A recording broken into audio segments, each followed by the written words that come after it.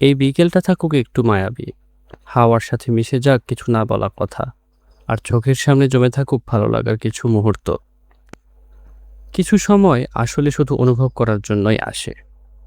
প্রতিদিনের ব্যস্ততা, কাজ আর নানা চিন্তার মাঝে হঠাৎ মনে হলো আজ একটু বের হওয়া যাক।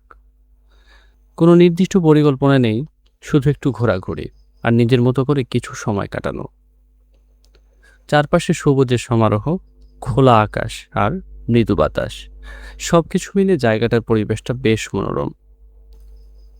হাঁটতে হাঁটতে মনে হচ্ছিল প্রকৃতির কাছে এলে মানুষ বোধ হয় নিজের ভেতরের কথাগুলো একটু বেশি শুনতে পায়।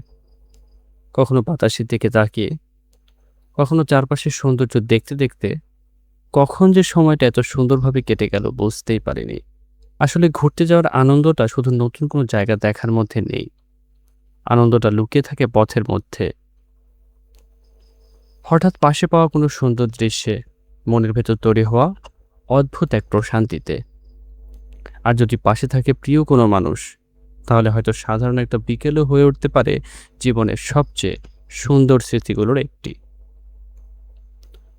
আজকের এই ছোট ভ্রমণও তাই আমার কাছে শুধু ঘুরতে আসা নয়, এটা ছিল কিছুটা সময় নিজেকে দেওয়া, কিছুটা সময় প্রকৃতির সঙ্গে থাকা, আর কিছু সুন্দর মুহূর্তকে স্মৃতির পাতায় রেখে দেওয়া।